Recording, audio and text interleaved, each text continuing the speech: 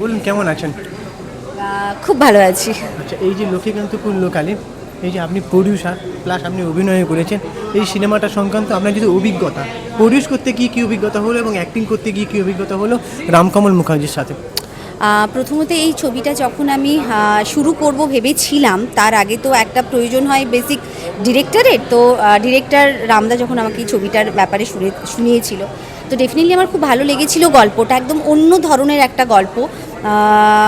তো রামদা অনেক জায়গায় ইন্টারভিউতে বলেছে যে এইরকম ছবিতে প্রডিউস করার মতো আমরা বেসিক্যালি কাউকে পাই না। তো তুমি যে সাথে পেয়েছি, মানে কিন্তু আমি রামদাকে বলবো যে এই গল্পটা আমার অসাধারণ লেগেছিল, মানে সেই কারণেই আমি রাজি হয়েছিলাম এই ছবিটা করতে। এবং এই ছবিটাতে যারা যারা আমাদের কাস্ট আছে, তোমরা ডেফিনেটলি এখন জেনেই গেছো, এত বড় বড় লেজেন্ডারি মানুষজন আমাদের সাথে আছে এবং তারা আমাদের এতভাবে সাপোর্ট করেছে এবং ভীষণভাবে কোঅপারেট করেছে। তো সেই ক্ষেত্রে আমি ভীষণ ব্লেসড যে না, আমি এই মানুষদের সাপোর্ট পেয়েছি। আর প্রযোজক হিসেবে বলবো যে আমি আমার চিন্তা ভাবনার মধ্যেই ছিল যে অ্যাঞ্জেল ক্রিয়েশন অলরেডি অনেক ইভেন্টও করেছে, তোমরা দেখেছো, বাংলা জাতীয় গর্ব।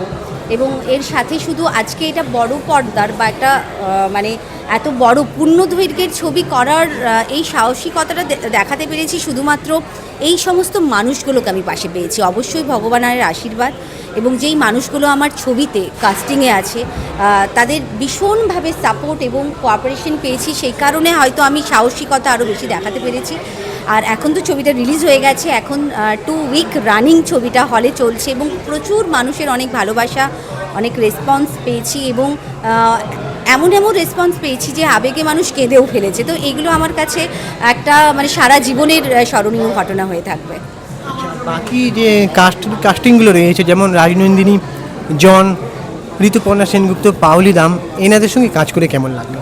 ভীষণ ভালো। মানে আজকে যখন আমি এদের সাথে কাজ করতে গেছি তখন আমার মনে হয়েছিল যে আমার যেমন অপোজিট ক্যারেক্টার ছিল ইন্দ্রনীল, আমার হাজব্যান্ডের চরিত্র উনি প্লে করেছিলেন, কিন্তু আমি যখন কাজ করতে গেছি আমি ভেবেছিলাম যে আমি কীভাবে কী করব, বা ঋতুদির সাথেও আমার একটা সিনে ছিল, কিন্তু আমার ডিরেক্টর আমাকে এত সুন্দরভাবে সাপোর্ট করেছিল যে আমি জানি না কেন খুব ইজিলি সেই সমস্ত সিনগুলো আমার উঠে গেছে। এবং আর এখানে আমি অবশ্যই ধন্যবাদ দিতে চাইবো যে বেনি দি, যার কাছে আমি ওয়ার্কশপ করেছিলাম এবং উনি আমার অভিনয়ের কেরিয়ারে অনেকটা আমাকে সাথ দিয়েছেন, সাপোর্ট করেছেন এবং ওনার কাছে গ্রুমিং করেছি।